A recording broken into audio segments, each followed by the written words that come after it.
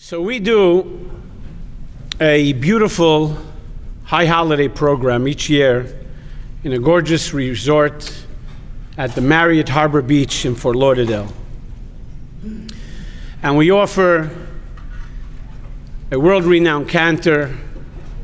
We offer great lectures, Rabbi Manis Friedman and others. And we put together this gorgeous flyer and we distribute it all over town. But we usually don't advertise Chabad on the flyer itself. We usually surprise them that once they walk in, they realize that they were trapped, right? So I get this call. Hello, I just saw your high holiday flyer.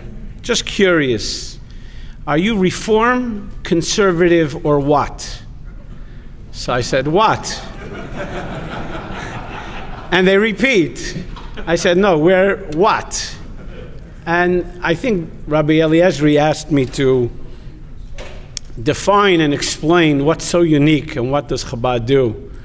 And that question, a lot of people in the world, that you hear people say, what is Chabad? And somebody says, Hasidim. Says, I see them too, but what are they? So one year, we have a guest at our retreat, at our Rosh Hashanah retreat, and he doesn't identify himself. He made his reservation as a doctor. So Dr. and Mrs. Liebhaber come to our hotel. They leave without fanfare, and then all of a sudden, I get a call from the shliach, the head shliach in Minnesota, Rabbi Feller, and he says, Rabbi Pini, you've done more for Minnesota Judaism than I have done in the 30 plus odd years that I am here. I said, what did I do? I've never been to Minnesota. He says, you had the chief conservative rabbi emeritus at your retreat. Now let me explain to you. For all the years that we've been here in Minnesota, we've been trying to get the local Jewish paper to understand or write something positive about Chabad, but because it's run by the publisher, who is this Rabbi Liebhaber, he refuses to ever write anything good about Chabad. And then he faxes me the paper from that week, and the headlines is, at the conservative I attended, at Chabad I prayed. And he writes the article. He says, of course, I've been a conservative rabbi for so many years. And every year I go back to Minnesota to attend and sit at the pulpit as the chief rabbi. But my wife, Henya, just took ill, and she was told by the doctor she can't fly. So I see this flyer that says, High Holidays. I didn't think of asking, stupid me, he writes. I made a reservation, and the next thing, I'm sitting in a hotel room with a mechitza for the first time in my life, and I'm sitting on one side of the wall, and my wife is sitting on the other side of the wall. I started cringing. I said, this is not me. Anyhow, I have to go out to the bathroom, and I see walking out in the foyer, in the hallway, I see a whole bunch of Jews, very properly dressed, who are walking right towards our ballroom, but they continue going straight ahead. So I ask, what are you doing? Where are you guys going? Why aren't you coming in for the high holidays? So he says, oh, the conservative temple, B'nai Aviv, they rent the big social room, the big ballroom down the hall, and that's where I go. And he said, wow, this is great. I'll go to temple over there, and then I'll just eat with the Chabad because they're providing the meals. So he follows along, and he goes along with them, and everybody shows their ticket, and they let him in. And he's writing this. And he says, all of a sudden, I try to go in, and this guy is a little 80-year-old man, a little old, frail old man, and they say, excuse me, you cannot go in. You don't have a ticket. And they're not letting him in, and they're fighting with him to go into the thing. And he starts making a ruckus. which reminds me of this famous story, and I've heard this before, is that this one guy comes crying to God and says, Rabbi, it's our holidays, they didn't let me in because I don't have a ticket. And God answers, they didn't let me in either, I didn't have my ticket either. And here he is, he puts up a fight, and finally one of the ushers comes out, and he's from Minnesota, and he recognizes, and he says, oh, Rabbi Liebeber, come in and sit down. And he says he sits down with them, and he realizes he's sitting for the whole service, and all of a sudden it dawns on him that there's a big difference between the service he's sitting at now and that service he ran away from moments ago. He's sitting there quietly, he realizes, he looks around, there were 1,500 people in the room, and nobody is making a peep. They're all sitting there prim and proper, listening to the cantor, listening to the rabbi give a great speech, and then all of a sudden services are over, they fold up their talis, they kiss their wife, they get up and they leave, and he makes his way right across the room to go to lunch, and he realizes that the Chabad services are still not finished. So he figures he'll go into the Chabad service. He goes into the Chabad service, and then it hits him the difference. He says, the Rabbi Pini is jumping on the tables and on the chairs, and everybody's swinging and swaying, and they're jumping and singing along. He says, it had so much, that Chabad service, he writes, had so much energy. He says, I have to admit, I felt comfortable in both places, but I enjoyed Chabad more. And he writes, I advise all my colleagues, my conservative colleagues, to sneak out 1 year, take 1 year sabbatical, and sneak into Rabbi Pini or any other Chabad services, because I know they're all the same, and just get that energy, that love, that passion, because there's something there with Chabad that we need to, that nobody else has. And I think that's what brings us here today. So we go to school, and if any of you have spent some time in Crown Heights, you'll see that the boys are totally separate, the girls are totally separate. We grow up, going to a yeshiva. Many of them don't even have a formal secular education. We don't take any course in economics or in marriage counseling or anything else. And then all of a sudden we graduate, we get married. 3 months later, Mazel Tov, you are going to British Columbia. You are going to Kathmandu. You're going to Nepal. You're going to Coral Springs, Florida. You're going to Huntington Beach, California. And all of a sudden, they're sending you all around the world. What gives you those qualifications? What makes you all of a sudden, I know I've sat many times, we're building a building, and I'm sitting with architects and this, and the rabbi's there, and all the professionals give all their advice, and then they look at the rabbi, so Rabbi, what do you say? Like, what am I supposed to know? And somehow the rabbi always has the answer, except for one time, because Rabbi Eliezer told me it has to be a light, so I'll tell you one story where it didn't work out so much, but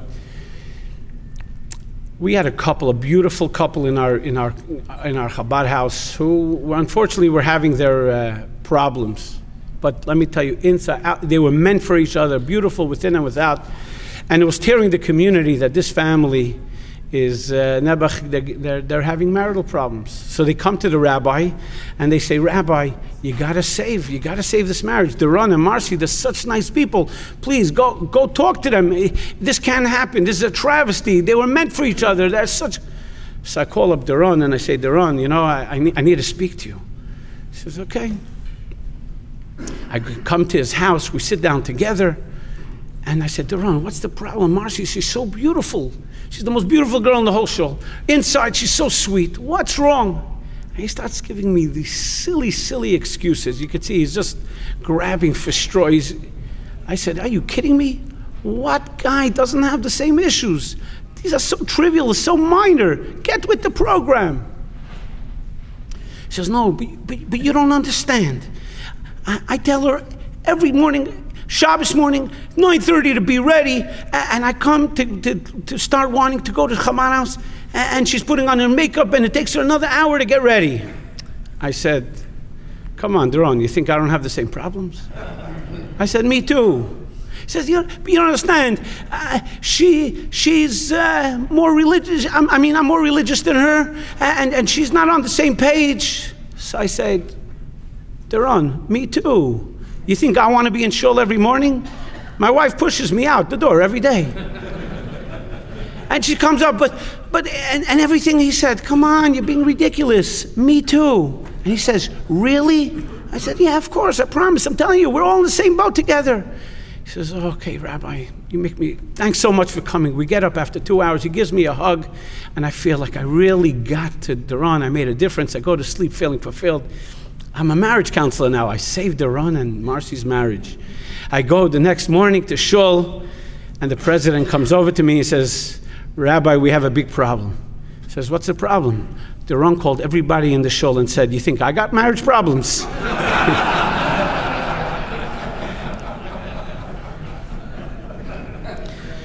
But for the most part, it works out. We have saved many marriages. We have made a tremendous difference on many lives.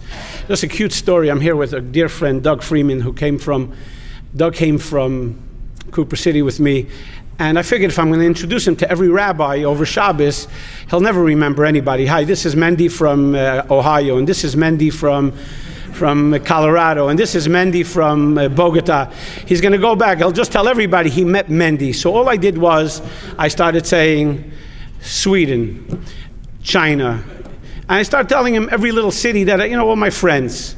And then I go to him, Doug, this is St. Petersburg. He says, oh, St. Petersburg, that's a beautiful place. So I say, Doug, Russia, St. Petersburg, Russia, not Florida. So the rabbi was there. He started laughing. He says, I want to tell you the truth. He says, I once had a guest at my Shabbos table. He was American, and he's sitting over there, and he was telling me how the Rebbe gave him an answer, wrote in the letter, go to St. Petersburg. And the guy sitting at my table, he says, can you imagine if the Rebbe did mean Florida? After all these years, you come to the Rebbe for $1 and a blessing, and the Rebbe asks, so how are the Tampa Bay Buccaneers doing? And he says, Buccaneers? My kids don't speak English because you sent me to Russia. I have frostbite on my hands and feet. You meant Florida?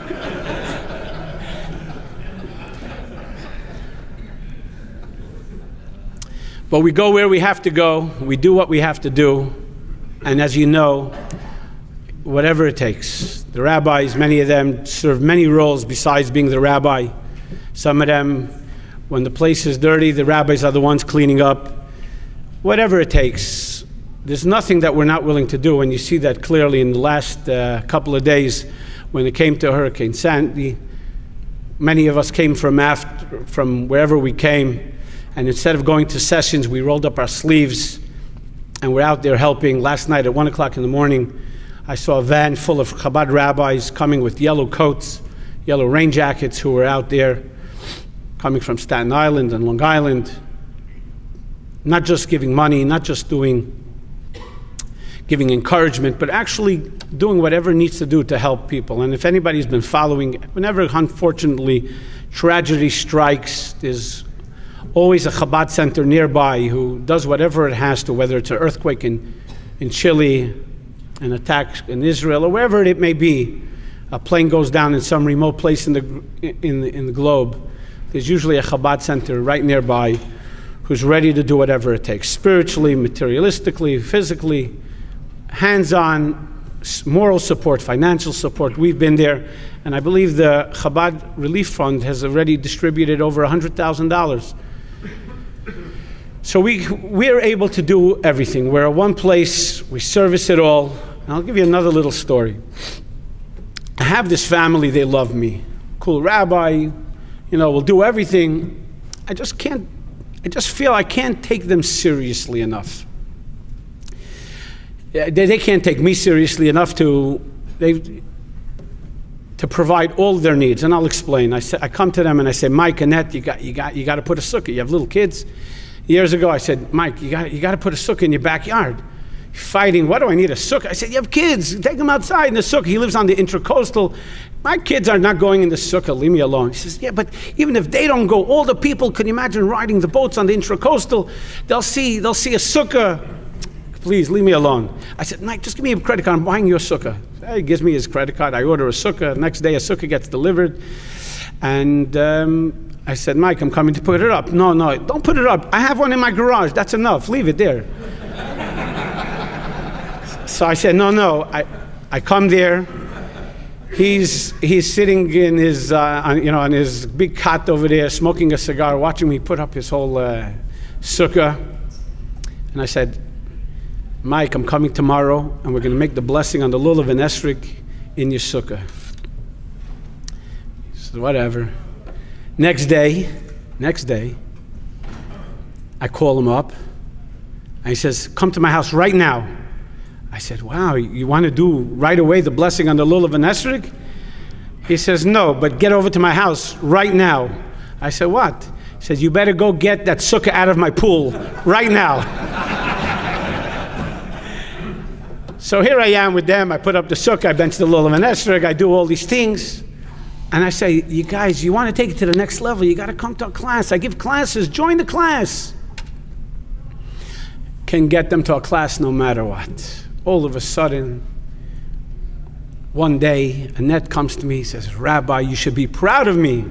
I said, proud? Proud of him for what? He says, I joined the Kabbalah. I'm taking now Kabbalah. They're teaching me Kabbalah. I said, oy vey. He says, what oy vey? I said, I've been telling you for years that I am a master Kabbalist. You know, as soon as I became a rabbi, I put on my tie, I became qualified of anything, marriage counseling. I didn't tell her the story. I'm qualified for Kabbalah. That's what Chabad does. We take Kabbalah and we package it into practical life application. We can teach you the Kabbalah like nobody else. What are you going there for Kabbalah? Rabbi, I'm telling you, they're teaching mystical stuff. Nobody knows. I'm telling you, you should come with me. I said, no, thank you, don't worry. And this is going on for a couple of months. And finally, we make a dinner. And Annette's there. Annette's a big supporter, so she comes there and she has not a table of 10 like everybody has. She's the one person who has a table for 20, a big square table of 20 of her best friends at the dinner. And I walk over to welcome her, and we have a kidding relationship. So I said, Annette, so how's the Kabbalah going? So she takes the napkin and she gives me a little slap. Wrap it up.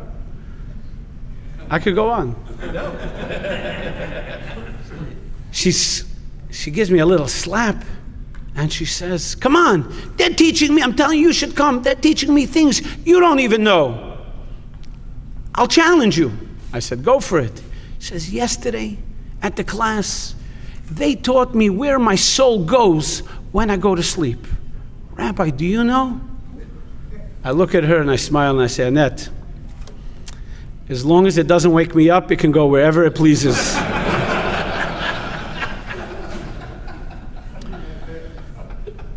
So she went, it faded, and now, Baruch Hashem, she started coming to our classes and she's more involved. She realized the commercial, a bagel, $1.25, matzo ball soup, $5, JCC membership, $7.70. But to be a part of Chabad is priceless. Can I finish with one story? One more story, but courts. I can't say court story. Let me just say it like this. I don't know if I saw it. Tonight, you're going to be a part of, if you've never been here for the Kinnis, you're going to see the most incredible sight. You're going to be in a room and a part of a dinner, a banquet, with over 5,000 people. And I want you to understand that when you're going to be at that banquet, it's not going to be 4,500 rabbis and about 1,000 Chabad leaders, Chabad lay leaders. To the Rebbe, he's going to look at it as 5,000 plus foot soldiers. 5,000 people who are partners to make sure that the message of lighting up this world with good deeds and preparing the world for Mashiach is very real. At my bar mitzvah, Yechidus, private audience with the Rebbe, so my father made a promise to the Rebbe's secretary that he wouldn't say anything, and my mother wanted to ask a couple of questions. So my father said, he promised. So my mother says, you promised, but I didn't. So we walk into the Rebbe's office, and after my father, the Rebbe said something to me in Yiddish, and gave me a blessing, and my father also a couple of words in Yiddish. My mother turns to the Rebbe and says, I would like to have a blessing for a new business that my father was trying to start. And the Rebbe gave him a special blessing. And then the Rebbe said, I have 5 brothers, and finally my mother had her little girl. And then a second girl, my sister, the oldest girl was turning 3 at that time. And my mother asks a blessing for my sister Chai Miriam, who was just about to turn 3. So the Rebbe gives her a blessing and asks, does she light Shabbos candles yet? And my mother says, no. At that time, the Rebbe started a campaign, all girls 3 and up should light Shabbos candles. So my mother tells the Rebbe, you said 3 and up. So the Rebbe smiles again and he says, I didn't mean 3 and up. I used the word 3 because that's the basic age that they understand how to make a blessing. But if she already knows how to make a blessing, then she should start immediately. So my mother smiles and says, my 1-year-old, who just turned 1 last week, she already knows how to make a blessing and she understands what she's doing. Does that mean that she should start lighting as well? And the Rebbe says, absolutely. The moment you know how to speak, you know how to think, you know how to make a blessing, you're already in Chabad's army. You're already recruited. And there was nothing off limits. I remember in 1987, I lit the menorah at Joe Robbie Stadium before a Miami Dolphin Washington Redskin game. And by the way, just a commercial, this year Hanukkah on center court with LeBron James, we're going to be lighting the menorah again. So here we're in 1987, and we're going to light the menorah for the first time in such a public forum in front of 80,000 people. And there was a custom there that before you did something like that, you went up to the Rebbe during a Farbrengen with thousands of people there, and the Rebbe would give you a l'chaim, a little vodka, and ask you to announce why you took the l'chaim. So I remember Rabbi Ketlarsky trained me on exactly how to say it, and everybody hushed, everybody was quiet. And I get up there and I scream. I was a kid, I wasn't even married yet. And I scream, tomorrow night, Sunday night on ESPN, NFL, the Miami Dolphins against the Washington Redskins, in front of 80,000 people at Joe Robbie Stadium. We're going to be lighting a menorah. And the Rebbe started smiling. He loved it. There was no place off limits. There was no person. And then the Rebbe called me over. He says, you got to invite everybody. And I turned around and I said, and everyone's invited. There was no place, no person that was off limits. Everybody, wherever you are.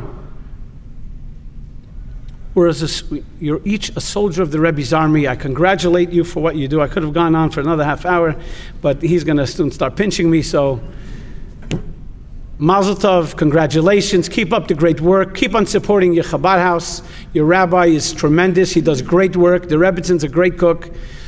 Support them in every way you can, and together we should merit the coming of Mashiach now.